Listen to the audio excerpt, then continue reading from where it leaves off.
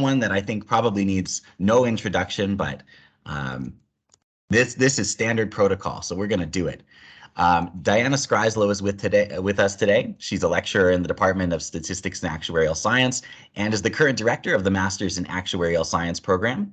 And since July of last year, she's also served as the Faculty Teaching Fellow for the Faculty of Mathematics.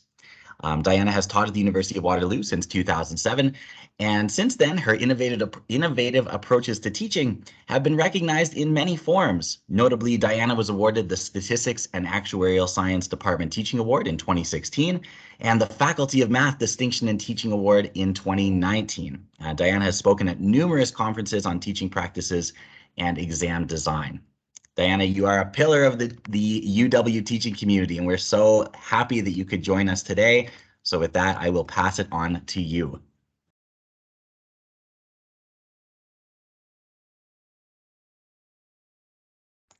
I just muted myself instead of unmuting myself.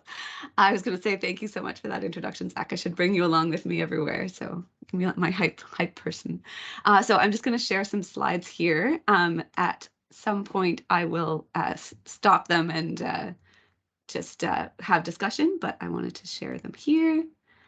And let's see if this will work.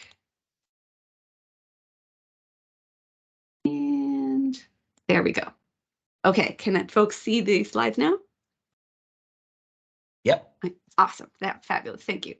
So today my talk is entitled Will It Blend? Does anyone remember that set of infomercials? I looked it up. I think it was 2006 to 2009. So it was a very niche market of a marketing campaign for this epic blender. So I'm going to talk about my experiences with the flipped classroom, and I've actually spoken to a few other faculty and trying to include their perspectives as well in terms of how to flip a classroom. Oops. Gotta go to my actual slideshow. There we go. So the things I'm going to chat about today are some prerequisites, so things that would be nice to have or maybe really, really essential to have before you think about flipping a class, how to ensure students' accountability to the material, because if they're not sort of being taught in a traditional way, sometimes it can take a back burner, how to get student buy-in, which is going to be extremely important for any new educational tool or technique that you use to get that buy-in, some maybe boring administrative but important things about how to actually set up the classroom space in an administrative way, and then finally talk about some of the support that's available if you are thinking about flipping your class. I didn't actually define what flipping a class is, and I don't even have a slide for that, so I think most people are familiar with the general idea, but just in case you're not, the idea is that rather than classes being lectures, like information delivery to the students, and then they work on problems and hand in assignments outside of class, it kind of flips that upside down so that the content delivery is through outside of class, so usually videos or readings, and then inside the class time is where the students are engaging with the material, doing problems, and getting that support. So it's kind of the homework is, instead of being after class, it's before class, and then class time is spent engaging with the material in a more active way. So if you have more questions about the sort of definition of flipped, there isn't one way that it looks. It might look very different depending on the class context. So on to the prerequisites. It is very useful to have lecture videos already existing. The time it takes to create quality digital assets is not to be underestimated, as anyone who has done it will know. And so if you have already taught a course, possibly online, where you created some videos or you've inherited videos from a previous instructor, it's great to start with that, because I think, for me anyway, creating the videos and also doing the flipping in the same term would have been too much. So if you have taught a course over the pandemic that you've created videos for, that might be a great opportunity now to use them in this new way. It's really important to understand what the learning outcomes are for your class so that you can focus on the key tools and techniques that you want students to be able to use and do. And so because often you'll have sort of less contact hours with the students with a flipped class, you want to make sure that you're focusing those hours on the most important learning outcomes. As Dan is always fond of saying, he'd rather teach less stuff but better. And so getting down to the absolute essential learning outcomes is a really good thing to know and understand well if you're going to flip. You need lots of problems. So not just like everyone has problems, but I mean like problems, questions about the material. So if you've taught the course a few times before and you have a set of practice problems that you've used and maybe previous tests that you've written, building up sort of a bank of questions and having a lot of them at your fingertips can be really, really useful rather than having to try to make up tons of new things as you go. And finally, this is more of a nice to have than an absolute requirement, but it is good to have the support of your unit head if you're going to try something like this for multiple reasons. Obviously, one, just administratively when you're doing the scheduling, letting them know that you're planning to do this, especially if you need any favors in terms of space or anything, but also in terms of your teaching course perception surveys or results or anything like that, or if you're up for getting an annual performance review that year, it's good to let them know that you're trying something new, just in case that is a concern for you of taking a risk like this. All right, so imagine we have all of these prerequisites, we have a bunch of videos, we have a bunch of learning outcomes, we have lots of problems on those, and we have the go-ahead from our chair. How can we actually ensure that the students are accountable to that material? I'm sorry, I didn't design this slide very well. It was supposed to pop up one at a time.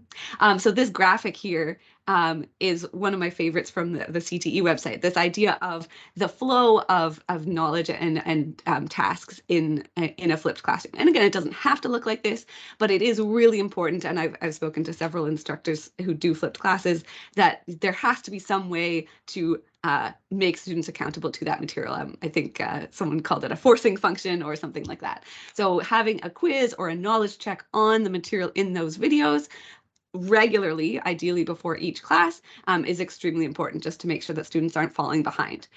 This could be before class or during class. So Stacey Watson, who's doing CS 136, I think this term, has it before class. So students actually submit a quiz online to make sure that they've understood the material. When I'm doing mine this term, I'm teaching Stat 334 flipped. I have it during class. So I have a Kahoot quiz sort of at the beginning of class on the video material to make sure that they're prepared. And I also provide some knowledge check questions with each video to make sure, okay, if you can do this, you're probably ready for the quiz. And if you can do the quiz, you're probably ready for the in-class activity. So there needs to be some way in between them watching the videos and doing an in-class activity to make sure that they actually got the info that they needed from it. And this could be graded or ungraded. I know someone in engineering is doing it graded. I'm doing it ungraded. It depends on the maturity level of the students and the class context. So this quiz could be 4 marks, or it could be for completion, or it could just be a diagnostic assessment only. Something that I learned from Emily when she tried flipping a couple of classes is do not bother doing a review of the videos in class time for 2 reasons that are basically the same reason. If a student has not prepared, has not watched the video, then a quick review is not going to be sufficient. And if a student has watched the video, then that quick review is probably going to be a waste of their time and make them think, oh, well, why did I bother watching it if they were just going to review it? So it sends the wrong message. If students show up one time and they're completely lost once because you didn't do a review, maybe then the following week they'll actually prepare better. So I would recommend don't do a review in class. Although, of course, if there were questions posed on a discussion board, if you had some way for students to submit questions and then you're addressing those in class, that's completely fine. So if there are actual, questions that students who have prepared that's fabulous. But don't do a summary of what they should have taken away from the videos. One thing that some students struggle with is the flexibility of an online class.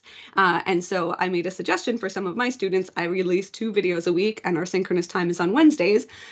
So I said, why don't you just make a schedule for yourself? Watch the first video on Fridays at the same time as the Wednesday tutorial, and watch the second video on Mondays at the same time, because I know they're free, and then come to class on Wednesday. So kind of artificially impose a schedule if they find that helpful. And that would be particularly helpful for younger students, because it's so easy when you have many classes that are scheduled and one that's not, to let that one slide. And as well, there are other assessments in the course. There might be still assignments, there might be tests, there might be projects. All of those can still be incorporated. There's not one way that a flipped classroom has to look. So in my class, I do have still longer kind of written assignments, as well as 2 tests and a project. So it's totally fine to have other assessments as well beyond these sort of in-class rolling activities. All right, next, just talking about student buy-in. Again, this is extremely important to actually have a good outcome of any kind of educational technique that you're trying. And one thing that I did that actually worked really, really well was I reached out to students before the course began and asked them to fill out a fairly short survey. It was a bit about them, you know, what are their preferred names and pronouns, and what other classes are they taking? When was the last time they took Stat 230, which is the prerequisite for my course, because for some people it was 4 years ago. So just give them a sense of that. And then I asked them two key questions. What were their favorite things about learning online, and what were their favorite things about learning in class? And so just what helped them learn in both of those cases. And then at the first class, I took all of these lists of things and showed the students that because of the way that I've structured this course, they're going to get the best of both worlds. They're going to get all of the things they liked about online, the ability to pause and rewatch videos, the flexibility, the sort of the agency that they have, and all the things they loved about in class, the discussion, the sense of community, the ability to get instant feedback about how things are going. So I sort of took their own words and reflected it back to them and said, this is going to give you the best of both of those worlds. And I think that was really helpful in getting buy-in. Of course, you can always share research depending on the maturity level of your students. There is a lot of research that active learning, not specifically the flipped classroom model, but active learning in general, is very beneficial. And so you can share those results. You could have testimonials from other students. One of my colleagues in engineering has actually 2 sections of the same course, both flipped. One of them loves it and the other one hates it. So she got all the students from the class who loved it to write stuff down about why they like it and why they do the pre-work, and then shared that with the other students. So coming from peers may be more effective than a research study. There's this wonderful article that I suggest reading, and I'll send the slides out afterwards. It's called First Day Questions for the Learner-Centered Classroom by Gary Smith. And it's a really great way of framing that discussion on the first day about like, what do students want to get out of the classroom experience, and where is the best place to, or which are the best times to have that community sense. And most of the time they'll realize that having support and a community when you're trying the problems is more useful than having a bunch of people sitting there while receiving information. And finally, just a note that the class culture is going to make a difference in the buy-in. Every class has their own culture somehow, and you want to try and work within that, not try to force something too much.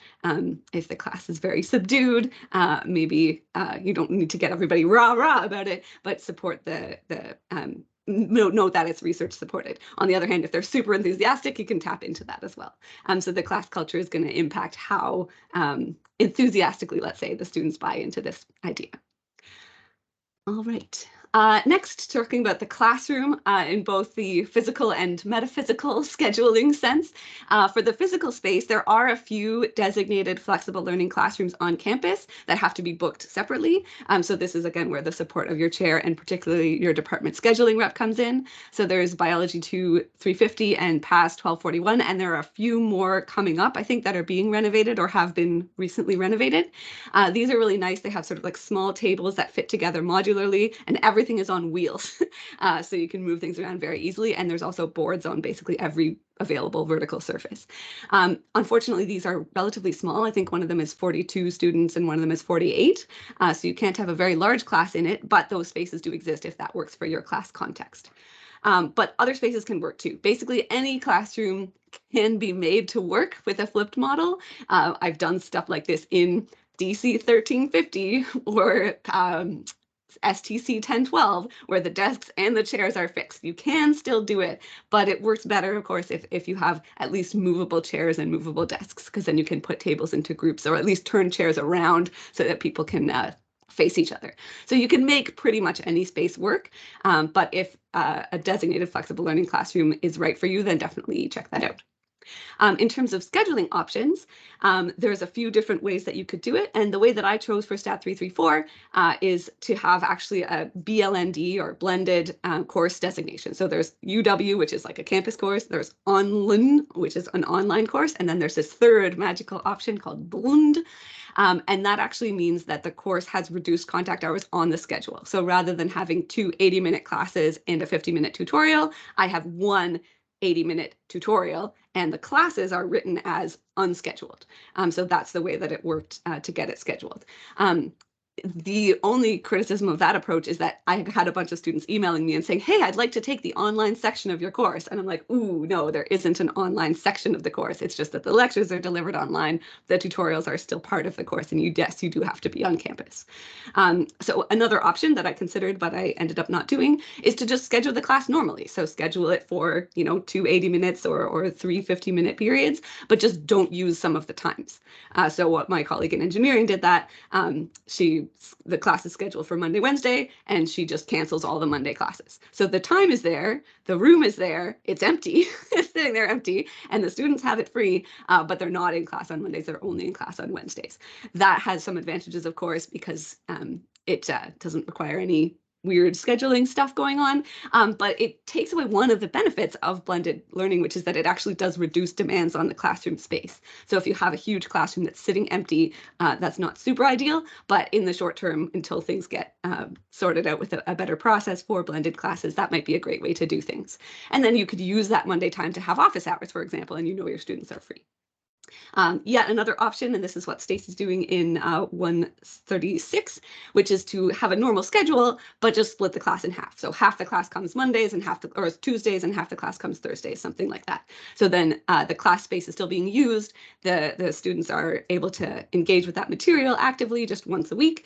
And then it's just a different day of the week for half the class. And that works perfectly well as well.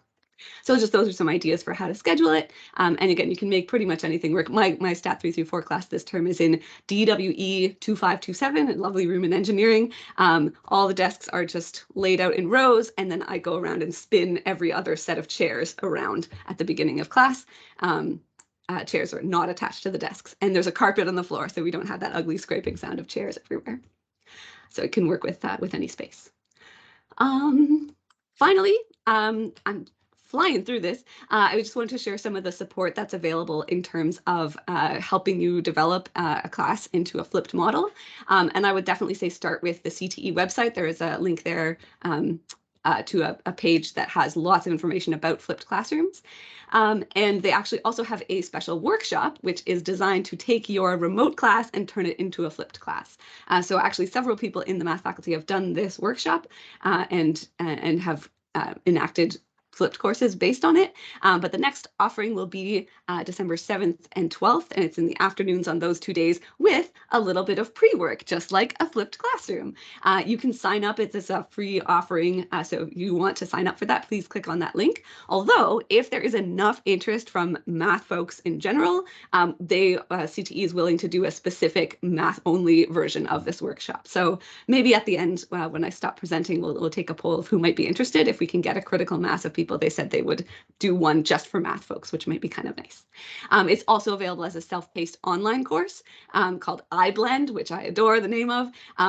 Personally, I found I tried that, but I didn't have as much success with that as with the actual workshop. So it depends on your own kind of learning needs. It's nice to have that accountability with those December 7th and 12th meetings. So definitely encourage, if you're thinking about it, check that out as a first place. CEL also has, this is a Center for Extended Learning, also has what are called the Agile support teams, and they can give you up to 80 hours of time on creating or updating your digital assets. So I wish that I had used them, because I had to go through and sort of like edit out all of the times when I said dates in my previous videos and like overdub them with the correct dates. And apparently they could do that for you. So definitely they could help with other things too, creating assessments. If you're not familiar with Mobius or various other platforms, they can really help with that. And this is outside of their sort of like normal process of like fully online courses. And as far as I know, there is no intellectual property ownership that happens when you engage these Agile support teams. So definitely highly recommend. CTE also started a blended and flipped learning community of practice. So if you want to join that, we meet once a month basically and just chat about how things are going. And this is how I learned about lots of the things that other instructors are doing. And of course, you can come to me, your teaching fellow, for support on blended or flipped learning. So the the way that I've been doing it is not the only way. So I have, again, these videos that I created before when I taught the course online. We have these knowledge check questions that students are given, ungraded. And then in class, we have these Kahoot questions, Kahoot quizzes, again, ungraded, just for students to make sure that they understand the material from the videos. And then in the actual classes, we work on activities that get at those key learning outcomes. And then my students will hand in those activities by the end of the course, of the class. And then they watch another week of videos, and we only see each other once a week. And so far, they are loving it. I've had lots of traffic in my office hours. There's still lots of engagement on the discussion board. And every time I chat with somebody individually, they say how much they're liking it. One side benefit that I didn't really put in on purpose, but it just ended up happening, is that a lot of the accessibility requests that I got from students were automatically accommodated by the course design. So the idea of requiring notes or something from a class, an in-class note taker, that's no longer needed because all of the videos are already there. They're all captioned and all my notes are available online. So that was kind of neat to just be able to say, hey, all of these things that you need are already accommodated by my course design, which is kind of fun. All right, I think that is all that I have. So there's my contact info if you need it. And this is a highly staged picture of what a flipped classroom might look like. Excuse me. So I am going to actually stop sharing here and see if there are any questions about, again, in general, flipped learning or how I'm implementing it in my class. I see a hand already. Shane, please.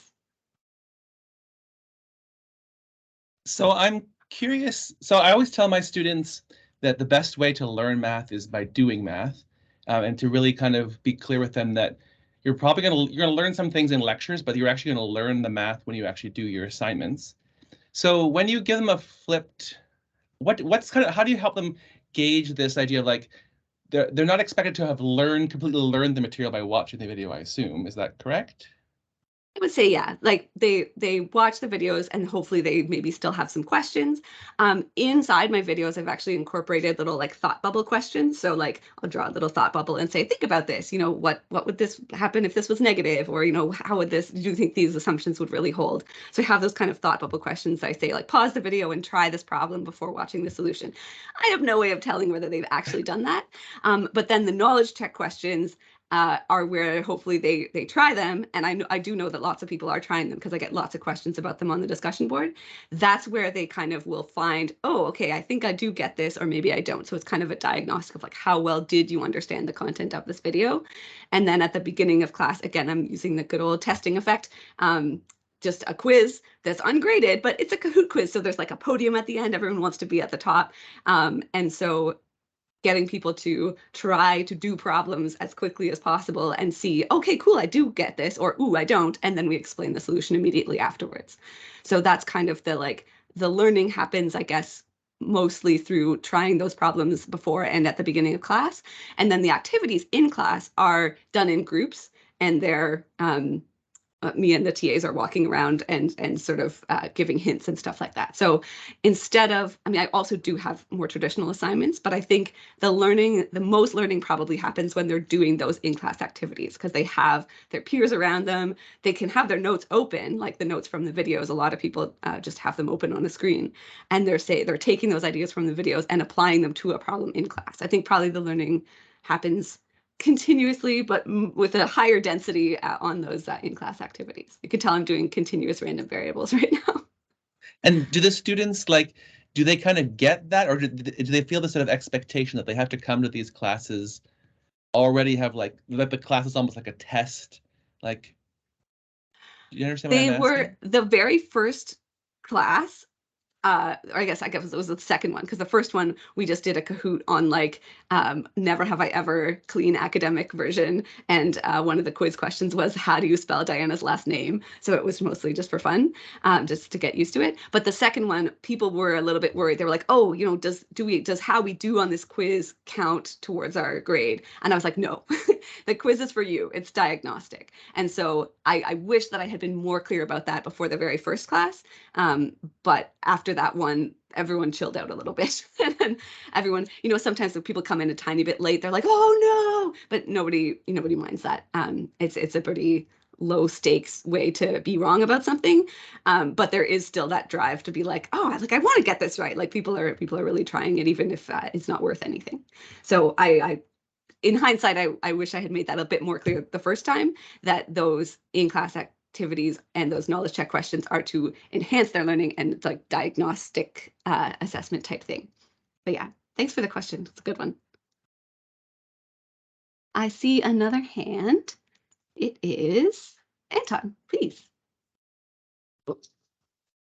This is so awesome. And when I look at the list, I'm like, I don't know, the list is very comprehensive. I'm saying, oh my God, I'm so far away from a perfect flipped classroom. Oh no, Like, there's in no terms of, such like, thing as a perfect flipped classroom. Oh, I no, don't no, I think. understand, but I absolutely agree with you. Like having such things as like having videos prepared, you know, in advance and all that, it would be like amazing. But okay, anyways, so I actually have more like a comment. So I'm currently teaching a semi-flipped classroom, I guess, for in a standard classroom. I'm C4020. So the chairs don't move, you know, but what I do allow students to work on the board, and of course not all of them can work on the board, even though the board is fairly large. And then I spoke with Indy Lagu from Mount Royal University, and he had this apparently. So he's also like using a lot of this active learning approach. And he had this interesting idea where he would buy like huge paper pallets. I don't know exactly what they're called. He even like sent me an Amazon link on them and something. So you can like put them on a wall or something, and students can, and because these rooms are pretty big, and I can just see how in MC4020 you can put a bunch of them like that, and then more students can stand and work giant post-it. That's the one, Burju. Awesome. Exactly. So it would be so cool if we could buy those for, I don't know, like MUO or our department. So I think that it would be really good to have those, so that instructors could use them in flipped classroom. Because yeah. That's I my love that suggestion, idea. throwing it I'm out gonna there. write it down, and hopefully I'll find some money for it. Thank you. Giant post-its is what they're called. I think so. Yeah. Okay. So I'll try to find it on Amazon right now. Yeah, send me a link and I will try and throw as much money as I can at that. Because yeah, there's so many classrooms that could be great for this. There's a lot of wall space in 4020 and 4021. That's just, I mean, there's maybe those like sound dampening panels on it, and sometimes I just want to like write on them. But that would So that's exactly what I mean. So these sound dampening panels, in 4020, you can just like, I can just see how you can take these giant post-its and you just pin them. And that's it. You don't even need like a tape or anything. It's as easy as just pinning them. Cool. Amazing. It's funny, like classrooms with no windows are actually better for that, because then there's more wall space. Although I do like that my engineering classroom has windows. That makes it nice. Thanks for the suggestion. And yeah, there is no perfect, you know, I promise, I think you're doing, I'm sure you're doing great with your class. And you don't have to flip every class all the time for it to be effective. Just getting that active learning ideas into class. David. Hello, Diana. I have a few questions, and for the audience, I teach at Laurier, although I'm a Waterloo grad. Actually, I have a few degrees from Waterloo. Where should I start? Let's say you're contractually obligated to be in the classroom for those 3 hours a week. Ooh. But we have a teaching and learning, department that sends out emails saying that they'll support our vision for hybrid or flipped or enhanced learning. So like, where do I start there? What do I do with those 3 hours a week? That's such a good question. So first you get a cardboard cutout of yourself. No, someone walks by. Oh, look, there's, so this is where having the support of your unit head is going to be really important, I think. I don't know if there's a way to get around things like that. Like I know in engineering, it's a little bit tricky because they have accreditation. You know, there's like minimum amounts of hours to get accredited as a PEng, and they're managing to work with that. They're basically saying the amount of work that the students are doing outside of class is commensurate with what they would do inside of class. So I don't want to tell you how to undermine your own administration. Oh, we're recording, aren't we? I'll say it anyway. Like as long as the people who give you your job are aware and are okay with what you're doing, I think that would be the place to start. If you wanted to have optional Q&A sessions or something on those other weeks and tell students you're welcome to come if you like, it's going to be like a study hall kind of thing. Maybe that's something that you could do with that extra time. So have the like everybody comes this hour to do the like activities but on these other days it's Q&A only or something like that. Or you could split up your class into 3 and have like each 1/3 of the class come each of those 3 hours. That's more work. Well, no, it's not more work for you, but then each of those students could get more individualized attention in those sort of smaller groups. So that might be an idea as well, rather than canceling some of the classes, split it up. And so that might be an option as well. So yeah, it's a tough situation when there isn't alignment between the goals of, you know, the teaching centers who are really encouraging this type of instruction, and then the administrative side, which says, no, you have to be in your classroom this many hours. I don't know what the best solution is, but certainly getting your boss or the unit head, whoever that is, on board, so that it's all above board is a good idea. Yeah, I think we're a few steps behind, but okay, I have some ideas. I have a question about the videos beforehand, or more like getting the students to watch them. So I guess especially when you first started doing this, or like other professors that first started doing it, I'm sure they run into problems where like a good chunk of the students hadn't watched the videos. And so like, how do you approach those classes where you're walking around helping activities and people are like, I don't actually know what I'm doing. Like, it feels like wasted time. So like, how did you work past that? Yeah, super great question. So especially early on in my course, the first few videos are review from previous classes. And so probably a lot of students are like, I don't need to watch this. I know all this stuff. So one thing that I would do if I walked around and people were stuck, I would encourage them to actually like open the notes from the videos. So the notes that I post are just like the OneNote file that I used for my video, so it's handwritten. So I would sort of like encourage them to have those notes open and be like, okay, here, you know, we're doing this problem.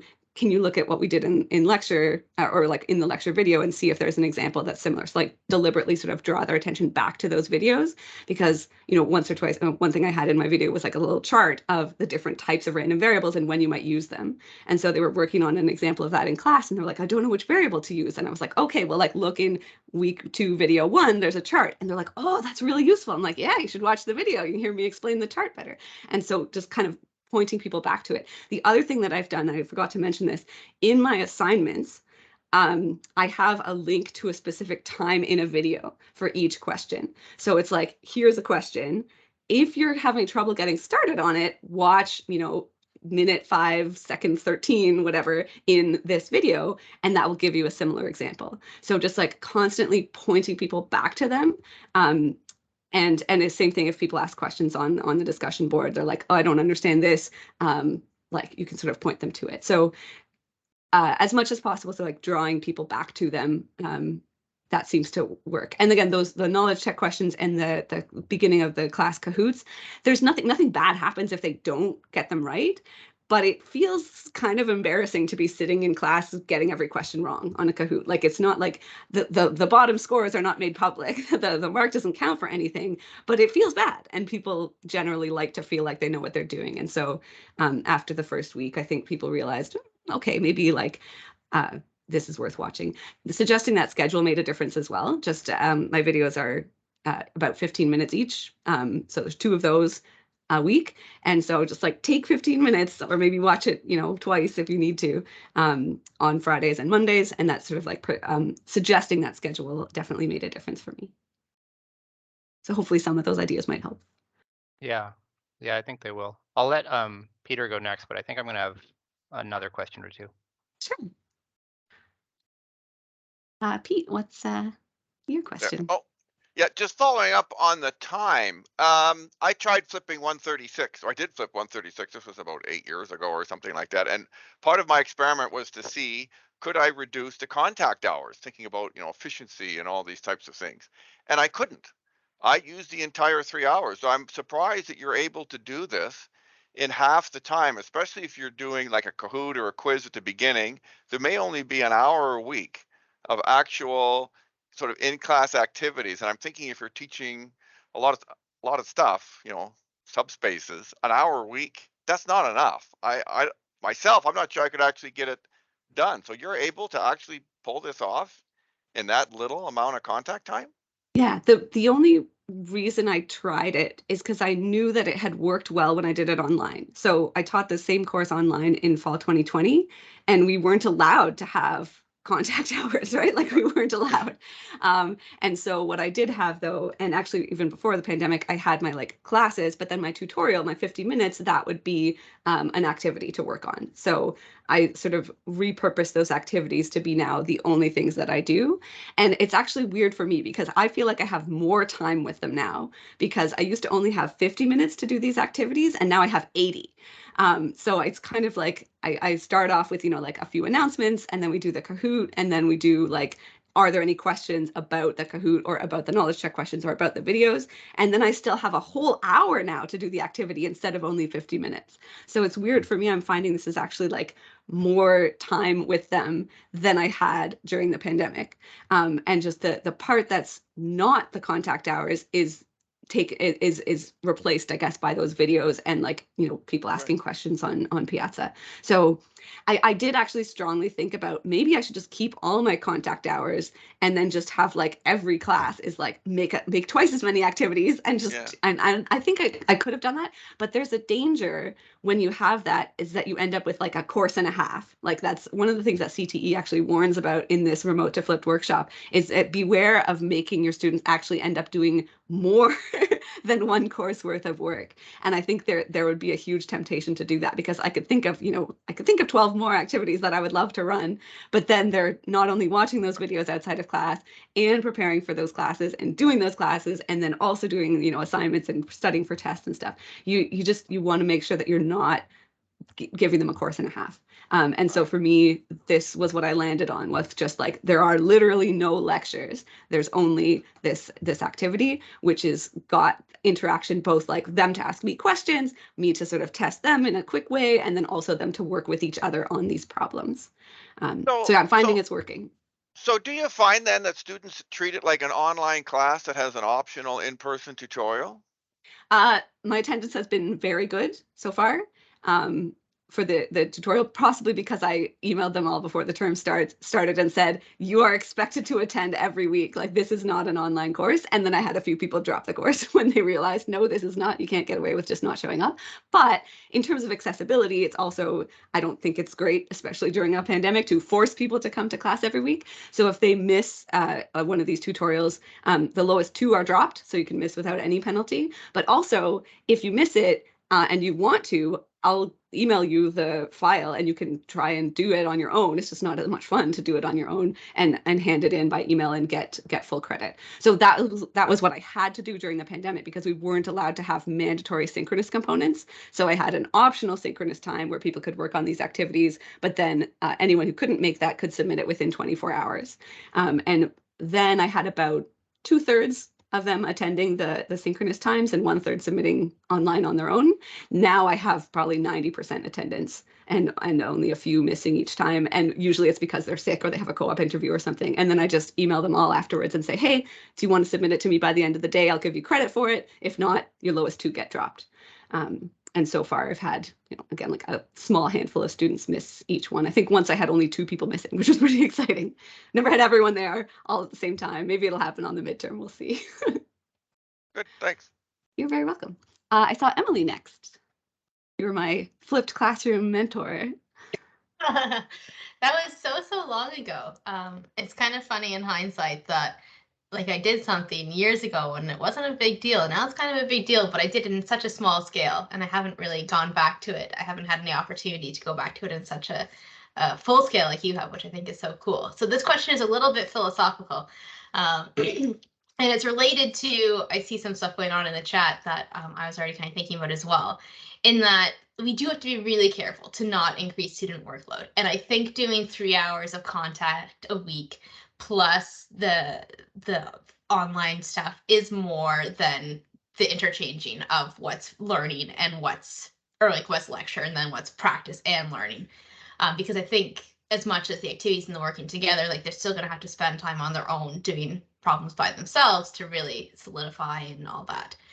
So I really like the fact that you were able to do it in 80 minutes of contact time. And then that's a little bit more, I think that's, if you're being really intentional, it is pretty similar to the workload of a regular course, hopefully. So my philosophical question for you then is like, what do you see as the ideal? Like, should all classes be flipped? Like, is this the appropriate model? Should it be that students aren't having to do this in every single course? It's just kind of, where do you think things are going mostly? Yeah, that's a big question. I don't think that it makes sense for every class to be flipped. Like, I think there are classes, I can't think of like a specific example, but there are times where like listening to someone say how something works is actually valuable. And you can certainly incorporate active learning into a lecture structure. And I'm sure most of us do something like that, like asking your students questions at some point during the lecture. That's active learning. So I don't think like flipped classrooms are a panacea that like everyone should just do it and then that will solve all our problems. There's accessibility issues for sure. There's, I guess I'm sure it would make scheduling a little easier if people were using half the contact time, but that shouldn't be why you do it.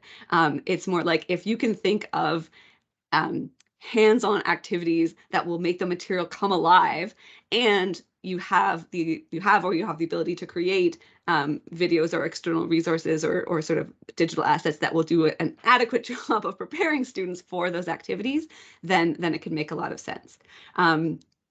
There's a lot of push to try and get this at like the younger ages as well. Like if you try to do this in a fourth year class, actually one of my colleagues is in engineering, it's a fourth year engineering class, and they're super resistant to it because they know what university is supposed to look like. University is supposed to look like me sitting in a room and some guy at a chalkboard blathering on for 50 minutes, and then I go home and do the real work. So pushing back against that expectation, the younger you get them, the easier it is, because they don't know, a first year student doesn't necessarily know what a class is supposed to be like.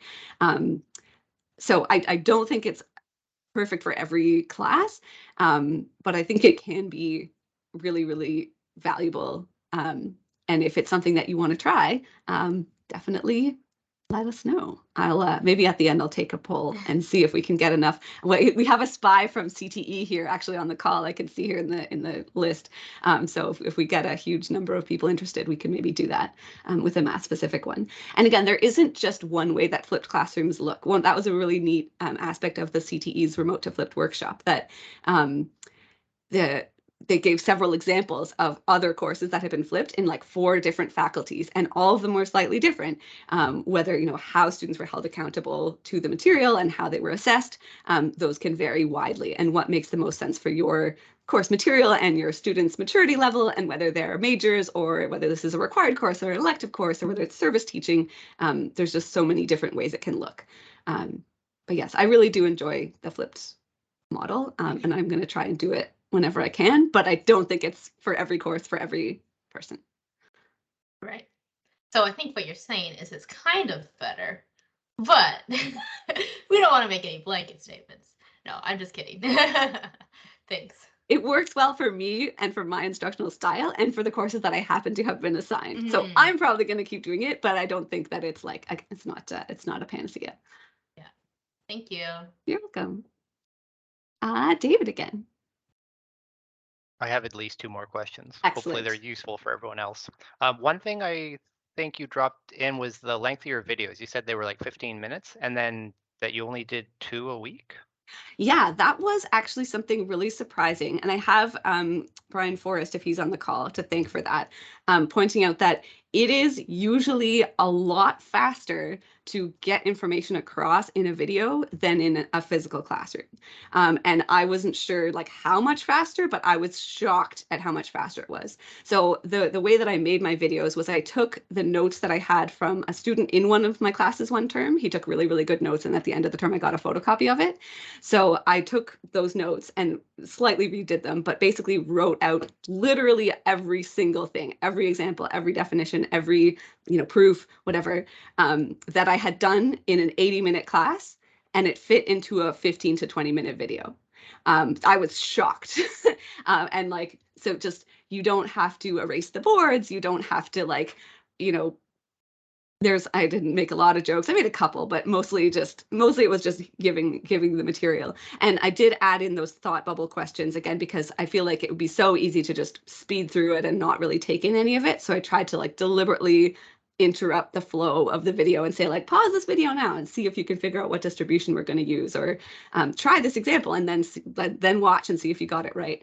So when a student watches the video, it may well take them more than 15 minutes if they're actually taking those thought bubble questions seriously.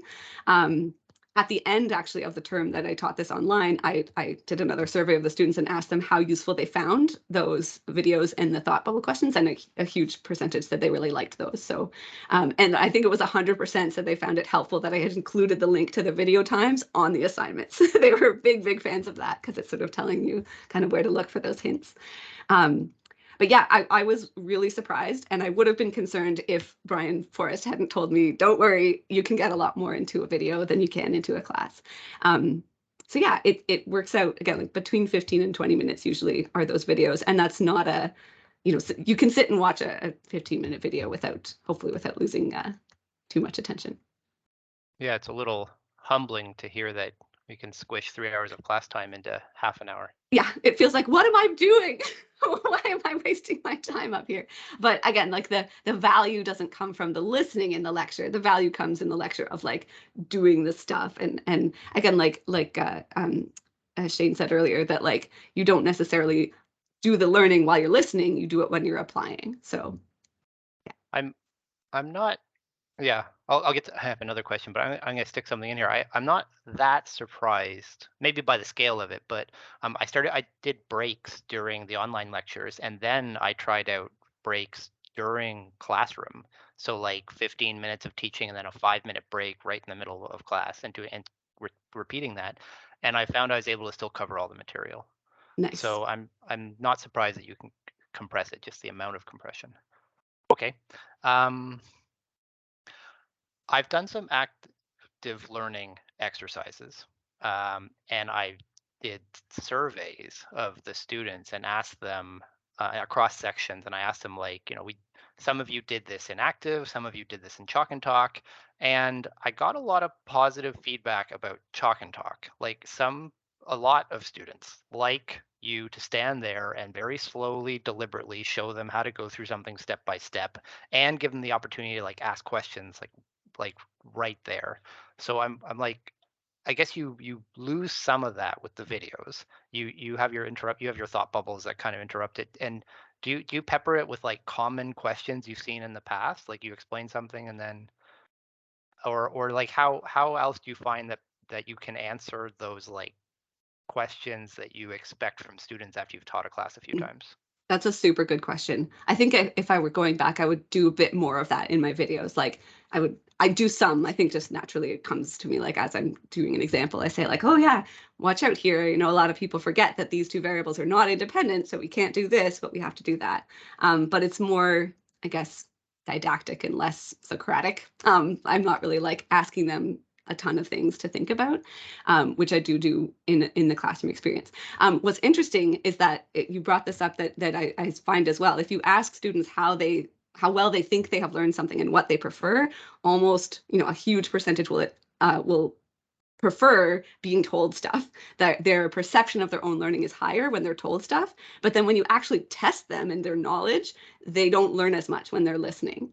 And there's this great chart that I can't remember the source of it that says, hopefully someone is like frantically Googling while I'm talking. But basically it's just like the illusion of competence, basically like if you think you've learned something by someone telling it to you and then you actually get testing, you feel like you know a lot, but you actually know less. Whereas if you struggle with it, and like learn it by doing it, that struggle is productive, but it feels bad. So you ask them how confident they are. They're not as confident, but then their performance is actually better.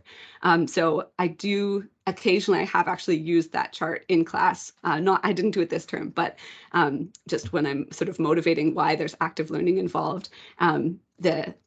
Hopefully someone can find it. If not, I'll find it and send it to you or to this whole group. There's just like if you feel like you know more by listening, but you actually know less, and you feel like you know less by trying it and struggling with it, but that's actually where you get the greatest gains. And I guess telling a bunch of students like, this is good for you, is like telling a small child, broccoli is good for you, you should eat it. It's not necessarily gonna be understood right away. But I know Dan had some ideas about actually like trying this with students. So maybe, I don't know if you want to chime in at some point, not to put you on the spot, Dan, but I know that this is like relatively well studied, this sense of like students prefer to learn one way, but that's actually the worst way for them. And so having a mix is probably good. Sorry, Yeah. Dan, do you want to jump in? Oh, you don't have to ask me twice. I'm always happy to chat. So I think the chart you're referring to, I think, is from Karpicki, the one about the 4 study sessions, and then they asked the students how they thought they would do on the test. Yes? I think so. I think that's the one. I'm sure I have. I know I have that in several places. I can try to find it. If Jordan's here, he would also have access to that, probably handy. Anyways, now I already lost my train of thought. Oh, yeah. So anyways, in the end, this illusion of competence is a really big problem. And it's not just with chalk and talk, but even when students are doing practice problems, they have a tendency to get stuck on the practice problem, look at the solution, and go, oh, yeah, I know how to do that. So when they watch somebody or look at a correct solution, they're missing the challenging part of coming up with the solution. And that's what we really need to emphasize to them. I think, the key that I try to employ is constantly reminding the students that learning is challenging. And if you're not finding it challenging, you're not learning that much. And so I think that's my main goal, is to try to remind students of that. But I mean, as human beings, we naturally don't want things to be difficult. We want things to be easy. And so we search for it. I just wanted to jump as well and walk back something I may have implied. Like, of course there is time, and of course it is a fine thing to do to explain a solution in full detail. Like, that's not a bad thing to do. I just don't think it should be the only thing you do. So again, like in my videos, I will go through an example in a lot of detail. And then in the knowledge check question, there'll be a similar problem where there's no details and all I give is the final numerical answer. And like they have to try and do that. So yeah, I wanted to just jump to the defense of chalk and talk a little bit, because it's not like it's a terrible thing. It's good to have you demonstrating, again, proper solution writing and like, the type of techniques and giving tips on how to write solutions well and how to look for clues to know what to do. That's very, very valuable. But then it's also valuable to give students a chance to struggle and with that as well. Anton, I saw your hand. Yes, I'm going to make a quick comment regarding how I'm using the classroom time when we have problem solving sessions in class. So what I noticed I'm doing, I have, instead of like quizzes in each, little quizzes at each class, I have proctored quizzes every week. So basically they proctored closed book or everything. So now I'm looking at the results. We already had 3 quizzes and I already know which students are behind. And so, but I know that this is 145 students. So, I mean, those who are interested, I bring them some challenging problems and they work on them, work on the board and they chat. But I can also take this classroom time to go out and talk to students who are like, okay, so I noticed that you're a bit behind. So I'm going to sit with you and with other students who are going to form a circle. I'm going to say, okay, so it looks like here we see some problems. Let's go again over this particular material. So that's how I'm doing this. Hopefully it makes a difference, but at least at that time I can kind of emphasize and tell them, listen, if you want to like get to this point, if you're behind, that's all right. But if you want to like learn the bare minimum to get you to like 60 or 70, this is what you must know. And we like focus on like, here's a Euclidean algorithm. You need to know, I don't know, how to do basic proofs with GCDs. You need to do how to do that. And we go through it in these problem solving sessions together. Awesome. Yeah, I think that students can learn a lot from each other too. One thing that I did differently this time than what I used to do, I used to teach, oh yes, Peter, sorry, I just noticed the chat. There's a ton going on in there. Peter posted the chat. Love that chat. the groups for the activities in class, I used to always mix up the groups every week. So because they were low stakes and not a huge investment of time, I guess, I just wanted students to meet as many different people as possible. So I would deliberately mix up the groups every time, and people would come into class, and I would have the thing on the board of like who is sitting where, their little table numbers, like at a wedding, kind of set up all around the room, and everyone would go to their little table. But that's what I did online as well. I would just randomly create breakout rooms and everything like that. And I read more, and I confronted my own biases and found out that it actually is a good idea to have consistent groups, because they'll learn each other's strengths and weaknesses. They'll learn to trust each other. They'll learn to work together better on these low stakes activities. And so this term I'm doing it. I created the groups at the beginning of the term. Then they had to get adjusted because some people added and some people dropped the course. So it took a few weeks to sort of stabilize. But for the most part, the vast majority of students have been working with the same group every week. And I've just had the 5th one yesterday. And they're really, really liking that. I know there's value in meeting a bunch of different people, but I think the value of like getting to know your group and getting to trust each other is useful. And I created the groups. It wasn't choose your own. I'm having another, there's a project in my course where they will be allowed to choose their own, because for something a larger stakes like that, I think that's there's some value in being able to choose who to work with. But for the groups, I am keeping them the same each week. And we'll see at the end of term whether I'll survey them again and see how they like that compared to when it was randomized. So if I can just jump in there again. So I've actually seen a couple of research projects on that, Diana, and they all said that keeping the same groups is way more beneficial than mixing them up.